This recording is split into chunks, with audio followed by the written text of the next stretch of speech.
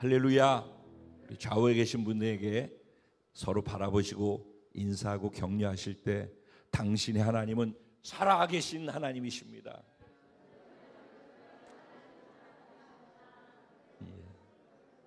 아멘. 저와 여러분이 믿는 하나님, 우리가 지금 예배하고 있는 이 자리에 계신 하나님은 살아계신 하나님이신 줄로 믿습니다.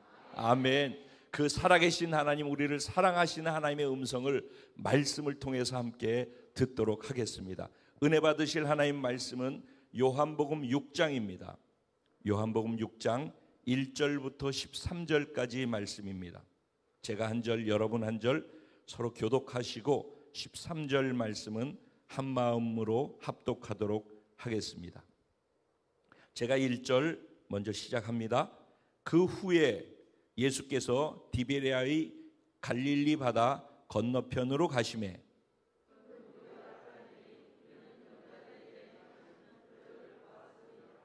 예수께서 산에 오르사 제자들과 함께 거기 앉으시니 예수께서 눈을 들어 큰 무리가 자기에게로 오는 것을 보시고 빌립에게 이르시되 우리가 어디서 떡을 사서 이 사람들을 먹이겠느냐 하시니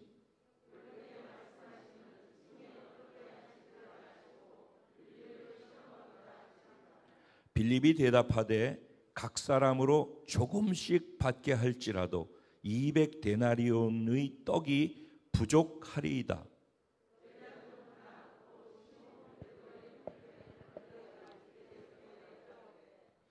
여기 한 아이가 있어 보리떡 5개와 물고기 2마리를 가지고 있나이다. 그러나 그것이 이 많은 사람에게 얼마나 되겠사옵나이까?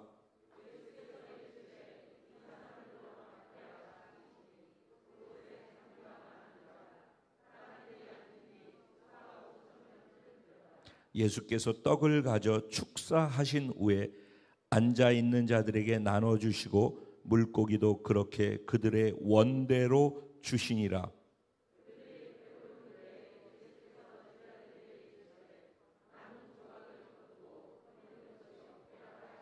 다 같이 이에 거두니 보리떡 5개로 먹고 남은 조각이 12바구니에 찼더라. 아멘. 오늘 이 말씀 가지고 거대한 영적 부흥을 일으키는 작은 거인, 바로 저와 여러분입니다. 이런 제목으로 주신 은혜를 나누려고 합니다. 오늘 본문 말씀 우리가 읽을 때 1절에 이렇게 시작을 합니다. 그 후에 라고 말씀이 시작되어집니다. 과연 그 후에라고 하는 그 전에 어떤 일들이 있었는가 하는 것을 알고서 그 후에 라고 하면서 오늘 소개되어진 본문의 말씀을 이해하는 것이 이 성경을 기록한 요한의 마음을 좀 더 깊이 이해할 수 있게 되어지리라고 생각합니다. 그 후에라고 하는 그 후, 이전에 그럼 어떤 일들이 있었을까? 그 이전에는 2번 정도의 유월절이 지나간 거예요. 예수님이 이 땅에 3년 반 동안 공생의, 즉 공적인 활동을 하시다가 십자가에 못 박혀서 유월절 날 죽으시고 부활하시고 하늘로 올라가셨단 말이죠. 그렇죠? 그런데 유월절을 그러니까 적어도 3번 지나고 4번째 유월절 될 때 예수님이 십자가에 못 박히신 거예요. 그러니까 이 땅에 공적인 사역이 시작되어지고서는 유월절을 총 죽으시는 그거 빼고는 3번의 유월절이 지나간 거죠. 그래서 적어도 지금 오늘 유월절이 가까운지라 라고 할 때 이 유월절은 예수님이 사역을 시작한 지 유월절이 2번 이상 지나간 중간 이상 되어지는 한 3년 반이라고 할 때 2년 이상 되어지는 그 시기에 있었던 일이다. 그러면 그 전에 무슨 일이 있었는가? 가슴 아프게도 세례 요한이 헤롯 왕가에 의해서 순교당하게 되어지는 일이 생기고 예수님께서 세례요한이 옥에 갇혔다가 목이 잘려서 순교하게 됐다라는 얘기를 듣게 되어져서 굉장히 가슴 아파 있는 그런 시기예요. 그런가 하면은 제자들과 함께 제자들을 한 명 한 명씩 부르셨어요.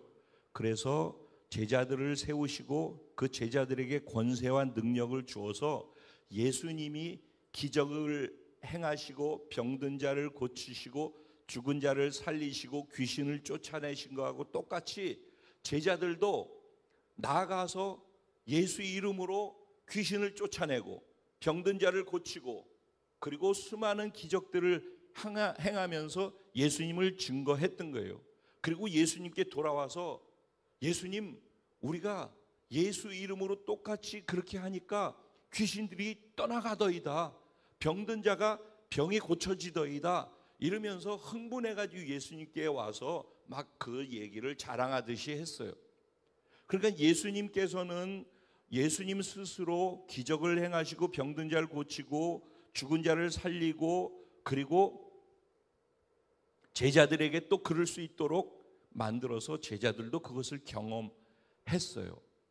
그 가운데 5장에서는 우리가 잘 알고 있는 베데스다 연못가에서 38년 동안 병을 고치지 못하고 절망 속에 있는 사람의 병을 고쳐주신 내용까지 기록되어져 있고 그들은 그것을 경험했다라는 얘기예요. 그러니까 지금 그런 모든 일들을 경험하고 난 이후에 마지막 5장에서는 어떤 내용들이 나오냐면은 예수님께서 마음 아파하시면서 계속해서 하는 말씀들이 나와요. 그 내용의 중심은 뭐냐면은요, 믿음이 없다라는 거예요. 계속해서 뭐라고, 내가 5장에 보면은 이렇게 24절에 내가 진실로 진실로 너희에게 이르노니 내 말을 듣고 또 나 보내시니 하나님을 믿는 자는 영생을 얻었고 심판에 이르지 아니하나니 사망에서 생명으로 옮겼느니라. 또 29절에는 선한 일을 행한 자는 생명의 부활로, 악한 일을 행한 자는 심판의 부활로 나오리라. 이렇게 말씀하시는 거예요. 그러면서 뭐라고 또 말씀하시냐면 34절에 보면은 그러나 나는 사람에게서 증언을 취하지 아니하노라. 다만 이 말을 하는 것은 너희로 무엇 받게 하려고?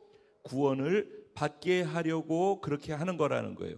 그런데 그 다음에 38절에 가서 보면 이렇게 말씀해.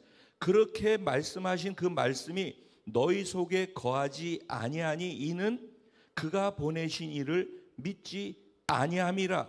39절에 너희가 성경에서 영생을 얻는 줄 생각하고 성경을 연구하거니와 성경이 곧 내게 대하여 증언하는 것이니라. 그러나 너희가 영생을 얻기 위하여 내게 오기를 원하지 아니하는도다.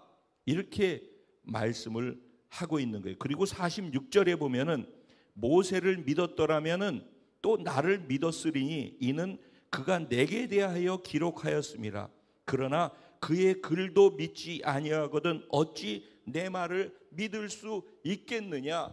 그래서 5장에서는 베데스다 목가에서 38년 된 병자를 고치고 난 다음에 이런 말씀들을 하시는 거예요. 그러니까 예수님의 마음이 사실은 이 절절히 읽어보면은 무너지고 있는 거예요. 너무 마음이 상하고 아프신 거예요. 왜냐하면 본인이 영혼들을 사랑하고 병자를 사랑하고 불쌍히 긍휼히 여기고 그런 마음을 갖고 고쳐주고 있지만은 그 고쳐주는 것을 통하여서 단지 고침받는 것을 즐거워하고 기뻐하라는 것이 아니라 고쳐주는 걸 통하여서 고쳐주실 수 있는 능력이 있는 예수님이 곧 하나님의 아들이시라는 것을 증거해서 너희가 나를 믿음을 통해서 영원한 생명 구원을 받게 되는 거야. 이거를 주고 싶은 거거든요. 그래서 5장에서 18절에 보면은 이런 말씀을 유대인들이 이로 말미암아 더욱 예수를 죽이고자 하니 이는 안식일을 범할 뿐만 아니라 하나님을 자기의 친아버지라 하여 자기를 하나님과 동등으로 삼으심이로라 그랬어요. 그러니까 예수님이 뭐라고 그러시면 내가 안식일의 주인이야. 자기를 소개하는데 내가 안식일의 주인이야. 내가 하나님의 친아들이고 하나님하고 나는 같은 급이야. 이렇게 자신을, 내가 너희를 구원하기 위해 왔다니까. 내가 너희한테 영원한 생명을 주는 자야. 내가 하나님 같은 존재라니까. 그런데 너희가 내가 아무리 말을 해도 믿지를 않는구나. 내가 말만 한 게 아니잖아. 내가 표적을 행하고 기적을 행하고 수많은 일들을 행하고 너희들 보는 앞에서 그런 일들이 다 일어났어. 죽은 자가 살아나는 것까지도 너희들이 다 봤잖아. 그런데도 너희가 날 믿지 않기 때문에 너희가 영생에서부터 점점 멀어지고 있구나. 이런 얘기들을 쭉 하는 것들이 그 후에라고 하는 그 이전에 있었던 일들이라는 거예요. 그러니까 오늘 이 요한복음 6장의 말씀도 사실은 그런 관점에서 연결해서 믿음에 대한 부분들을 정확하게 확인시켜 주시고 도대체 믿음이라는 것이 무엇이고 무엇을 어떻게 해야지 믿을 수 있는지에 대한 것들을 다시 한번 기회를 주시는 예수님이 이들을 향한 사랑의 마음이 담겨 있다라고 보면은 되는 거예요. 자, 이거를 배경으로 깔아놓고 오늘 본문의 내용을 한번 같이 살펴보도록 할게요. 오늘 본문은 그 후에 예수께서 디베랴의 디베랴 호수, 디베랴 바다라고 갈릴리 호수라고 하기도 하고 또 겟네사렛 호수라고 하기도, 이 다 똑같은 이름인데 이쪽 저쪽에서 부르는 호칭만 다른 거예요. 성경에 보면은 겟네사렛 호수, 디베랴 바다, 그다음에 갈릴리 바다, 이런 표현들이 있는데 다 똑같은 한 호수를 가지고서 일컬어서 하는 내용들이에요. 자, 그러면은 거기에서 말하자면 호수가, 이스라엘 다녀오신 분들은 우리가 거기에 배 타고 그 가운데 가서 찬양하기도 하고 예배 드리기도 했던 거 기억하시죠? 그게 굉장히 호수가 큰 거 아시죠? 우리 성전 한 바퀴 도는데도 한 7바퀴 돌았더니 기본 한 20분에서 30분 걸리잖아요. 그 호수를, 그 큰 데를 돈다고 생각해 보세요. 그러니까 얼마나 시간이 많이 걸렸을까? 그러면 무슨 얘기냐? 호수가, 이게 호수라고 하면은 예수님이 호수 이쪽 편에 계셨다라는 거예요. 그런데 예수님께서 저쪽 편으로 가셨다라는 거예요. 그런데 저쪽 편으로 가셨다는 저쪽이 어디냐면은 벳세다 광야라고, 즉 오늘 본문에 나오는 오병이어 기적을 행하는 장소인 벳세다 광야 쪽으로 넘어가셨다라는 거예요. 그전에는 그 반대편에 계셨다라는 얘기예요. 그래서 예수님께서 저쪽으로 넘어가니까 예수님을 지금까지 따라오고 봤던 사람들이 뭘 봤어요? 예수님이 기적 행하는 걸 봤잖아요. 그러니까 수많은 사람들이 예수님이 저쪽으로 옮겨가니까 그 기적을 보기 위해서, 또 기적이 필요한 병자들이나 기적을 보기 원하는 자들이 우하고 예수님을 따라서 그 먼 데까지 돌아서 예수님을 따라갔다라는 거예요. 근데 그 당시 왜 이렇게 사람이 또 많이 몰렸냐면은 그때가 유월절이라고 그러잖아요. 이스라엘의 7절기 중에서 특별히 유월절은 3대 명절 가운데 최고로 꼽는, 이스라엘 백성들한테, 제일 유대인들한테 큰 명절이에요. 그래서 전국에서, 전 세계에서 이 유월절을 참석하기 위해서 몰려든단 말이죠. 수많은 사람들이 몰려든 거예요. 그 많은 사람이 모여 있는 가운데, 그 가운데서 행하신 그런 기적들을 보고서 사람들이 예수님을 따라서 와서 이렇게 많은 사람들이 모이게 되어졌다라는 것입니다. 그런데 그때 예수님께서 제자들과 함께 어디로 갔대요? 산으로 올라갔대요. 근데 그 산이 어디냐면은 오병이어 기적을 행한 좀 언덕 같은 산이에요. 아주 높은 이렇게 뾰족한 그런 산이 아니라 언덕 같은 둥그스름하면서도 조금 살짝 높은 그런 산이에요. 그래서 거기 가면 오병이어 교회라고 있어요. 어쨌든 그런 곳이고, 지금은 그곳에 그 오렌지 나무 같은 그런 것들로 많이 지금 심어놔서 거기가 그렇게 돼 있어요. 근데 거기가 잔디밭으로 쫙 해가 굉장히, 생각보다 굉장히 넓고 광활하기도 하고 그래요. 어쨌든 그런 곳에 예수님께서 올라가서 앉으셨어요. 그런데 사람들이 몰려오는 거예요, 예수님께로. 그러니까 산 위쪽에서 이렇게 보니까 아래쪽에 사람들이 막 몰려오는데 너무 많은 거죠. 오늘 본문에 보면 5천 명이라고 되어 있잖아요. 이거는 그 당시 사람들의 숫자를 카운트할 때 남자들로 성인 남자들, 그 장년 성년이 되어진 남자들의 숫자를 카운트했을 때 5천 명이니까 거기 어린아이도 있고 여인들도 있었기 때문에 15,000명에서 한 2만 명 정도 되어지는 사람들이 몰려온 거예요, 예수님께로. 예수님이 산에서 제자들하고 얘기를 하고 있다가 이렇게 보니까 사람들이 막 몰려오는데 또 예수님께로 오는 걸 예수님 보신 거죠. 그런데 저 멀리서부터 돌아가지고 여기까지 오는데 얼마나 힘들었을까. 그리고 그들이 또 다시 내 말을 듣고 돌아가야 되는데 저들이 얼마나 힘들까. 예수님이 그들을 보고 측은히 불쌍히 여기셨다라는 거예요. 그래서 무슨 생각을 하셨냐면 저들이 배고플 터인데 저들한테 먹을 걸 줘야 되겠구나 라고 생각을 하신 거예요. 그래서 예수님께서 제자들 가운데서 특별히 빌립이라고 하는 한 제자를 향하여서 빌립아, 저 사람들이 먹을 것이 없는데 네가 어디서 가서 먹을 것을 사서 저들에게 먹을 것을 줄 수 있겠니? 라고 이야기를 했어요. 그랬더니 빌립이 부담을 어마어마하게 가진 거죠. 그리고 계산을 해보는 거죠. 아니, 더군다나 빌립은 이 벳세다 사람이에요. 그러니까 안드레, 빌립, 베드로, 이 사람들은 벳세다에서 이웃 사촌처럼 같이 자란 사람들이에요. 그러니까 이 동네의 지리라든가 이 동네 상황이라든가 이런 것을 누구보다도 잘 아는 사람이죠. 그러니까 지금 이 시간에 이곳에서 어떻게 날도 뉘엿뉘엿 지고 있는데 어떻게 이 2만 명이나 되어지는 사람들의 먹을 것을 구할 수가 있느냐는 거죠. 불가능하다라는 거죠. 그리고 먹인다 하더라도 한 사람이 최소 요만큼 입에 풀칠할 정도로 허기만 면할 정도로 먹게끔 할지라도 200데나리온이 있어야 된다는 거. 조금씩 맛만 보게 하더라도 200데나리온, 한 데나리온이 한 사람이 일당이에요. 그러면 한 사람이 200일 동안에 아무것도 안 하고 열심히 일해가지고 번 돈, 즉 8개월 정도를 열심히 일해서 번 돈으로 사도 이 사람들을 먹이는데 요만큼밖에 먹일 수가 없다는 거죠. 그러니까 계산이 안 나오는 거예요. 시간적으로도 장소적으로도 재정적으로도 모든 부분에 있어서 이들을 먹일 수 있는 여건이 안 된다라고 빌립이 답을 한 거예요. 그런데 거기에 대해서 예수님은 다른 이야기를 하지 않으셔요. 그런데 그때 안드레라고 하는 빌립의 친구가 옆에 있다가 예수님 말씀하신 내용을 듣고 빌립의 얘기를 듣다가 말고서 사람들한테로 들어가 가지고 보니까 어린 애가 자기 먹으려고 엄마가 싸준 도시락을 가지고 있는데 그 도시락에 물고기 2마리하고 보리떡 5덩어리가 들어있었다라는 거예요. 근데 우리가 여기서 알아야 될 것은 여기서 얘기하고 있는 보리떡은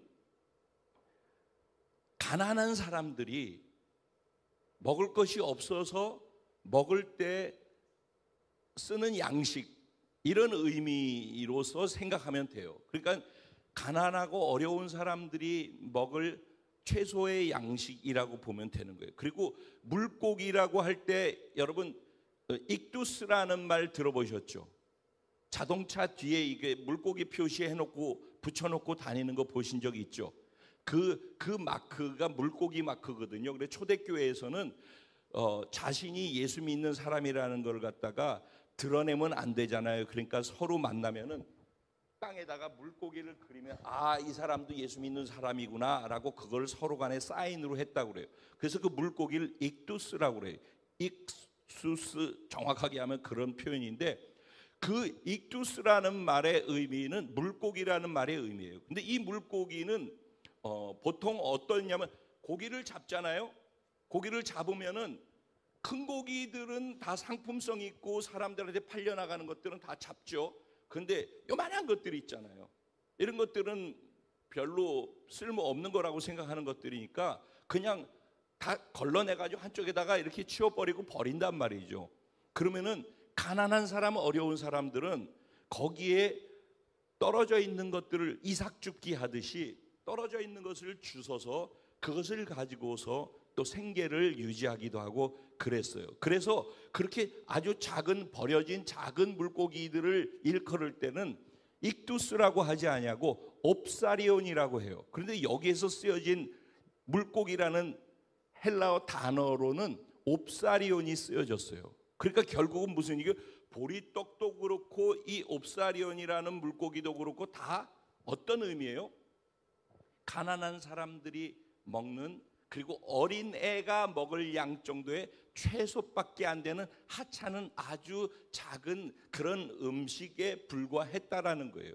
그런데 어쨌든 그런 아이가, 작은 아이가 작은 자기가 먹을 보잘것없는 음식을 가지고 있는데 그것을 안드레가 발견을 하고 그거를 예수님께 드릴 수 있겠니라고 얘기를 했겠죠. 그랬더니 이 아이가, 보통 아이들의 특징은 뭐예요? 우리 아이들이 그 보통 이것 좀 줄래? 그러면은 좀 철든 아이들은 여기 있어요, 같이 나눠 먹어요 그러지만은 이것 좀 줄래? 그러면 아니야, 내 거야. 이게 아이들의 일반적인 특징 아니겠어요? 그런데 아이들이 하루 종일 어른하고 쫓아와가지고 배고픈 그런 상태에서 자기가 먹으려고 하는 것이 아주 단순한 아이들의 행동인데, 이 아이는 그렇게 하지 않고 이거를 예수님이 필요하다고 하니까 그거를 안드레의 손에 해서 예수님한테 전달할 수 있도록 내어 주었다는 얘기죠. 그래서 예수님께서 그것을 바라보시고 안드레가 이렇게 먼저 얘기했어요. 아, 이거 별거 아니고 이 조그만 거 하찮은 거 이거 갖고 뭐 지금 이 많은 사람들이 있는데 이걸로 뭘 할 수 있겠습니까? 이게 뭐 도움이 되겠습니까? 하면서 예수님께 가지고 왔어요. 빌립하고는 좀 다르죠. 빌립은 계산해서 계산된 내용을 얘기를 했고 안드레는 이것 갖고 뭘 할 수 있겠어요? 그런데 어쨌든 예수님께 그걸 들고 나온 거예요. 그리고 그 들고 나오도록 만든 것은 어린 아이의 자기 것을 내어준 그 마음으로부터 시작되어졌다는 것이죠. 그때 예수님께서 하신 행동이 더 신기한 거예요. 사람들이 앞에 2만 명이 있어요. 근데 어린애에 아까 얘기한 그 하찮은 음식이 여기 있어요. 근데 그거를 안드레가 가지고 왔는데 그것을 손에다 들고 하늘을 우러러 보면서 축사하시고라고 되어 있는데, 이 축사라는 단어가 사실은 원어적으로 보면은 어떤 의미냐면은 감사라는 뜻이에요. 그러니까 예수님께서 이 많은 사람들에게 먹여야 될 음식인데 요만한 것을 들고 왔는데 이걸 가지고 온 것을 가지고 하나님께 감사 기도를 드리고 있는 거예요. 그리고 난 다음에 뭐라고 말씀하시냐면은 너희들이 내가 이 떡을 너희들한테 주니까 너희들은 이 떡을 사람들한테 다 나누어서 먹게 해라. 그리고 먼저 사람들에게 잔디에 앉아 있을 수 있도록 그렇게 먼저 이야기를 해라 그랬어요. 그래서 사람들이 제자들의 말을 듣고 다 잔디에 앉은 거예요. 그래 앉아 있는 그들에게 예수님께서 감사 기도를 드리고 난 다음에 그거를 손으로 띄어서 주면은 그거를 받아서 저들에게 먹이라 주라 그랬어요. 그러면 여러분 생각해 보세요. 상상이 가시죠? 지금 요만한 것을 들고 있는 거예요. 그리고 축사를 했어요. 감사를 했어요.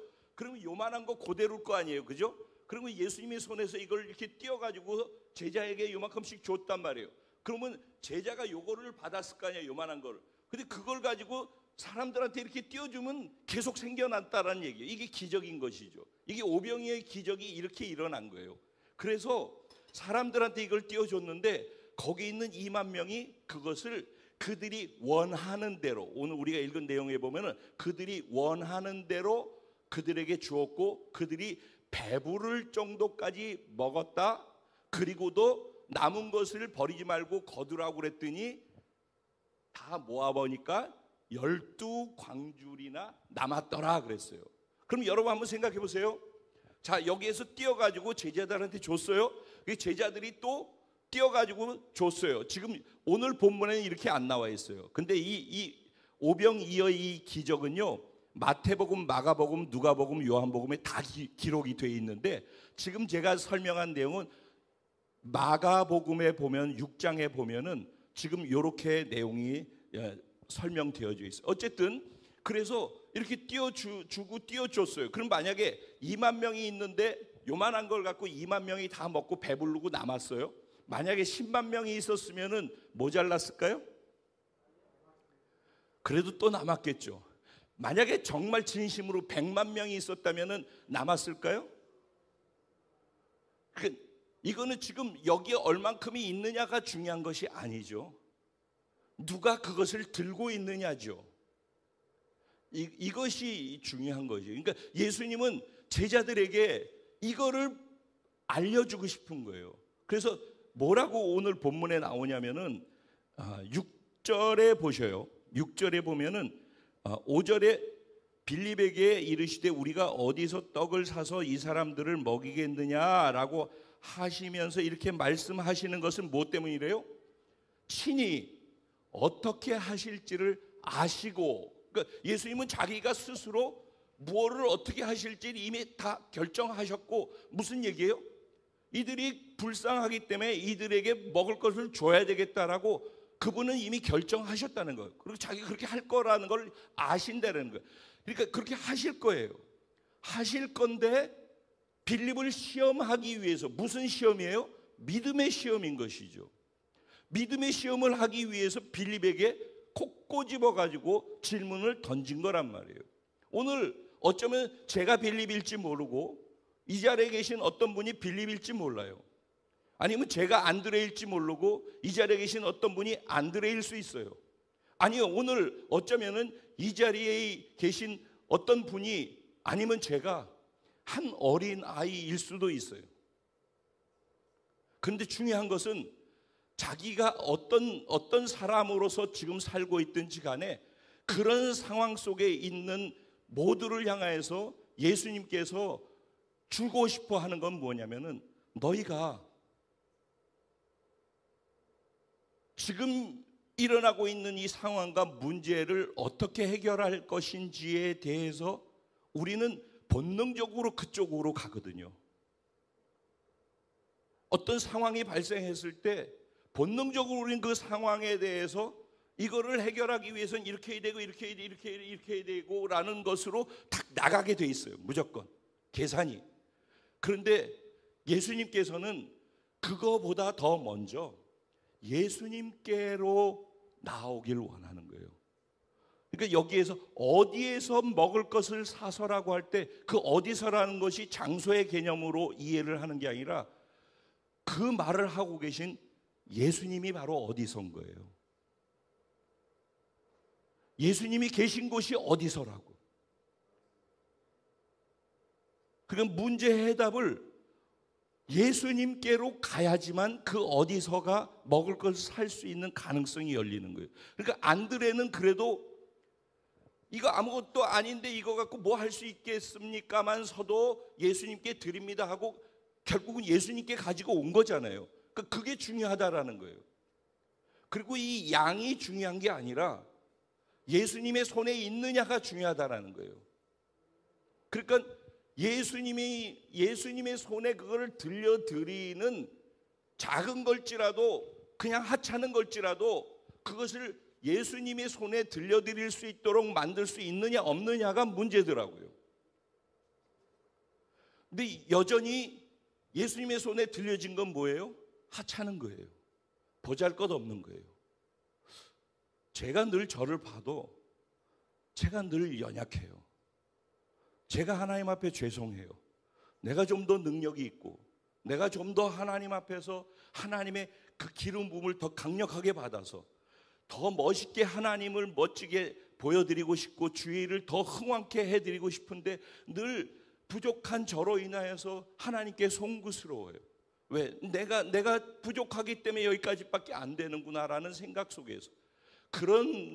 그런데 그건 여러분들도 어쩌면은 난 이것밖에 안 되기 때문에, 나는 뭐 공부를 조금밖에 못, 나는 나이가 많이 들었기 때문에, 나는 건강이 없기 때문에, 나는 뭐 어쩌기 때문에, 나는 뭐가 됐든지 간에 그게 중요한 것이 아니라 그 상태를 연약한 거든 부족한 거든 뭐가 됐든지 그 하찮아 보이는 그것을 예수님께 드리는가 안 드리는가가 중요하다는 거예요.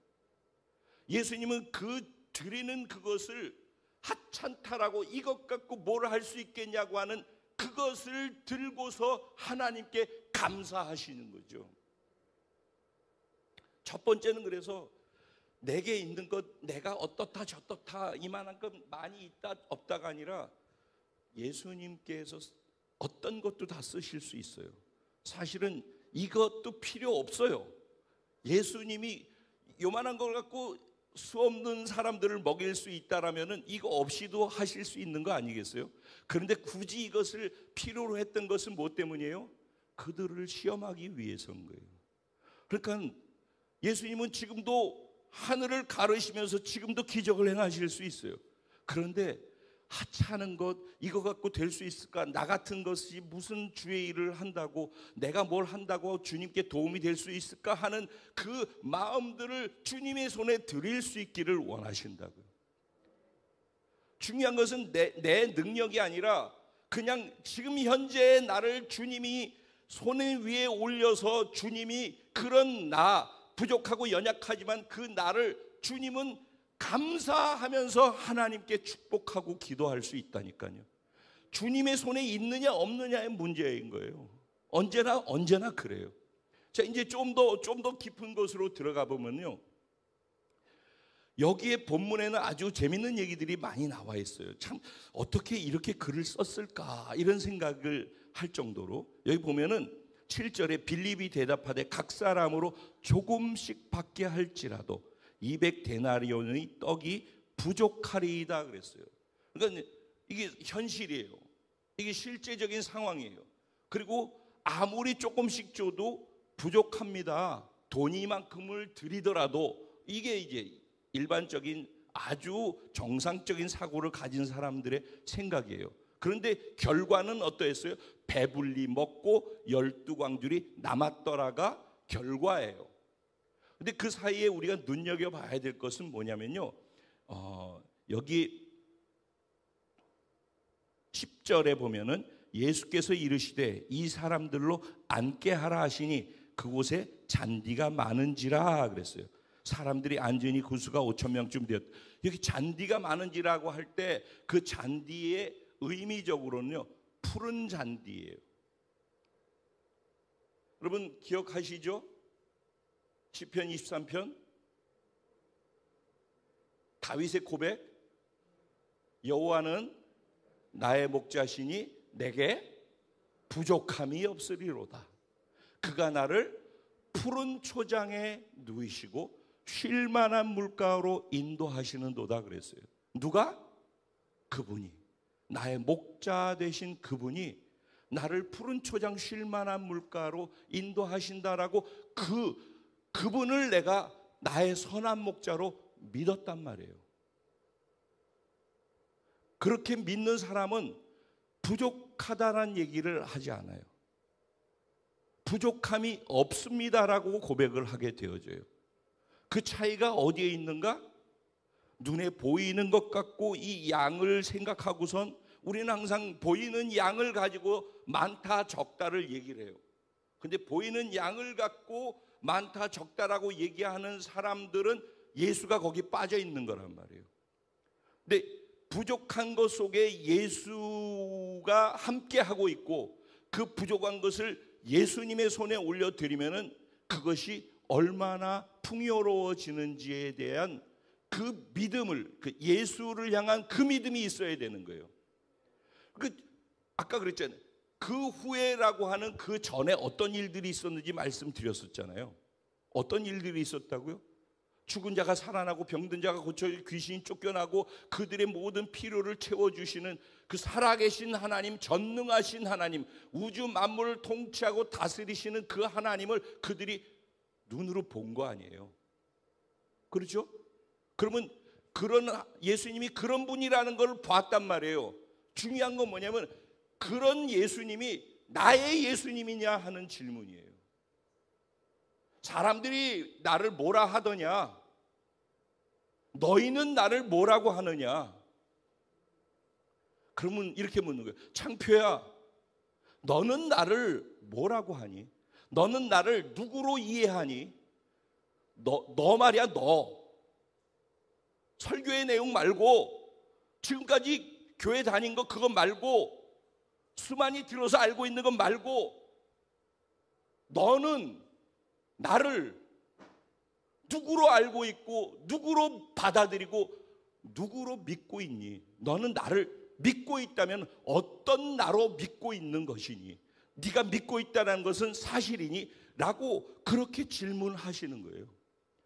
그러면 네가 나를 그런 나로 믿는다면은, 그리고 그 전에 그 후 말고 그 전에 경험했던 그 경험들로 네가 눈앞에서 본 그것으로 나를 인정한다면은, 지금의 네가 두려워하고 문제라고 생각하는 그 문제에 대해서, 그 문제도 내가 해결할 수 있는 능력이 있는 자라는 것에 대해서 나를 믿을 수 있고 나를 그런 나로 인정할 수 있겠니? 이게 우선되는 질문이란 말이에요. 자, 이제 결론입니다. 이제 우리 땅밟기에 대해서 제가 시간을 짧게 해보려고 정말 많이 애를 쓰고 있거든요. 자, 이제 결정적으로 중요한 얘기들 뭐 다 나머지 것 뒤로 하고 또 금요일 날 정리하면 되니까, 중요한 것은 여기에서 마침 유월절이 가까운지라 그랬어요. 유월절은 뭐라고 그랬어요? 예수님이 우리의 어린 양이 되셔서 우리를 구원해 주신 것을 상징하는 것이죠. 그 이스라엘 백성들이 출애굽할 때 유월절 어린 양을 잡아서 어린 양의 피를 문설주와 임방에 바른 믿음의 사람들은 그 믿음 때문에 구원을 받았던 거 기억하시죠? 네. 그것이 유월절의 시초란 말이죠. 그 유월절이에요. 그리고 그 어린 양을 잡아서 죽이고 믿음으로 발랐더니만은 죽음의 사자가 넘어갔잖아요. 그거하고 똑같이 그 믿음을 가지고 예수님이 바로 그 어린 양이라는 걸 믿고, 예수님이 죽고 예수님의 피가 우리에게 믿음으로 발라져서 우리가 나의 문설주와 나의 임방에 예수의 보혈이 발라지고, 예수님의 죽음이 나에게 새로운 생명을 주는 사건이라는 것을 믿음으로 받아들이는 사람들이 구원을 받는 거란 말이죠. 그게 유월절의 또 다른 의미라고요.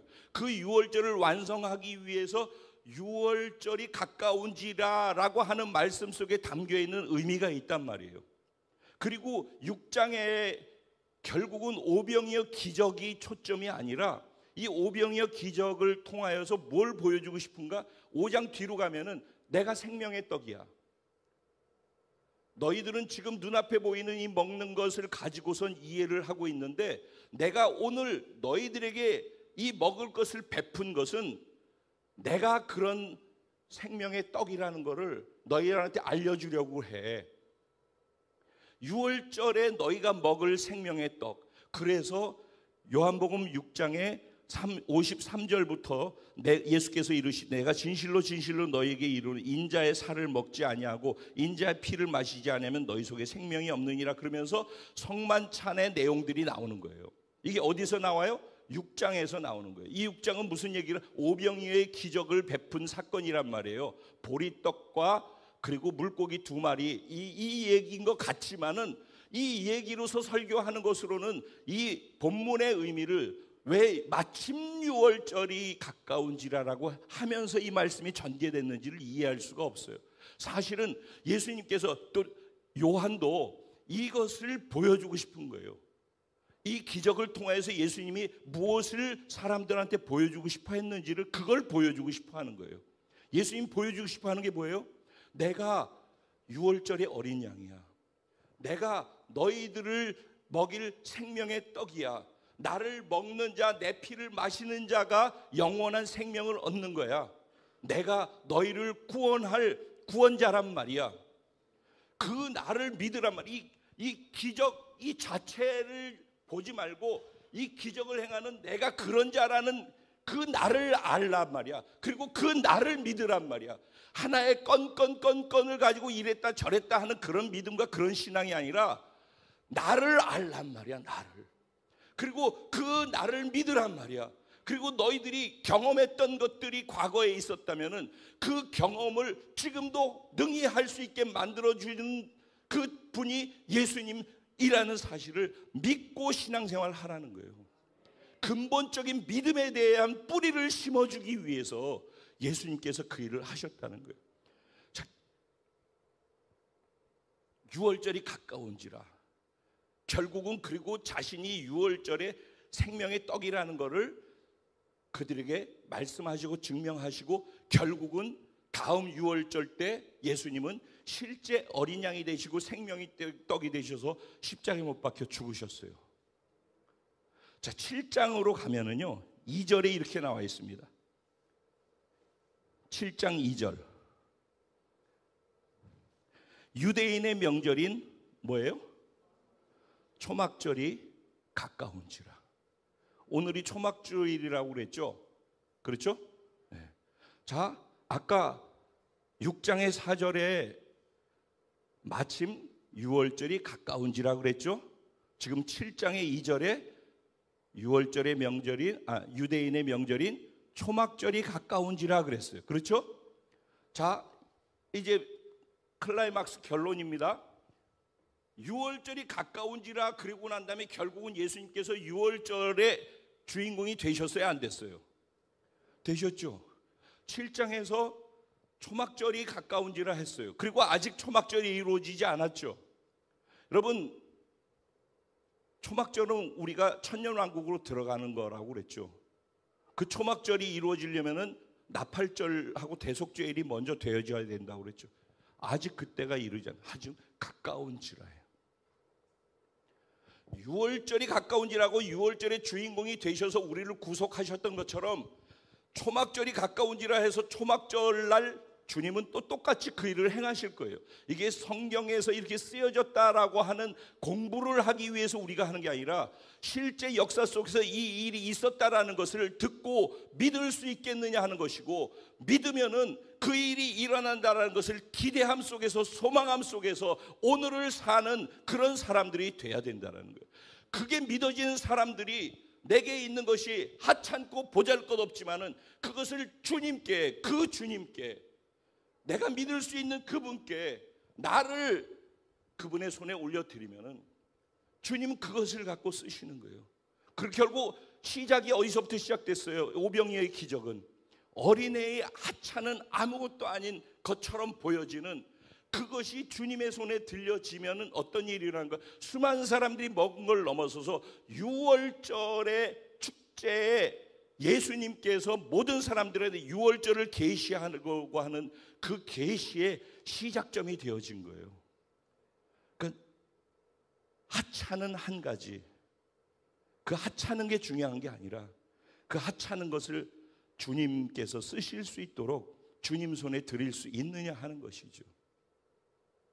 그러면은 그것을 통해서 오늘 그 6월절이 오늘 우리들에게까지 계속 이어져서 성만찬이 되어져서 우리 모두가 다 그것을 지금도 성찬주의를 통해서 계속 먹으면서 그때를, 그 의미를 기억하고 가는 것 아니겠습니까? 그러니까 그 어린아이의 그것으로부터 여기까지 거대한 파도가, 영적인 파도가, 하나님의 나라는 이런 거예요. 지금 내가 하는 것, 지금 내가 주께 나를 드리는 작은 행위들이 아무것도 아닌 것처럼 보이지만은 그 작은 하나하나를 통하여서 하나님의 손에 올려질 때 나중에 인류 역사가 지나고 난 다음에 그때 그 사람이 그 행동과 그것을 주께 드리고 난 다음에 이런 일들이 나비 효과라고 하죠. 지구 이쪽에서 나비가 날랐는데 지구 저쪽에는 태풍이 일어난다고. 오늘 저와 여러분이 움직이는 모든 움직임이 나비 효과가 돼서 지구 반대편에서 영적인 세계에서 거대한 영적 부흥을 일으키는 거대한 파도가 되어질 줄로 믿습니다. 그런 저와 여러분을 하나님 나라의 작은 거인들이라고 감히 일컫는 것입니다. 같이 기도하시죠.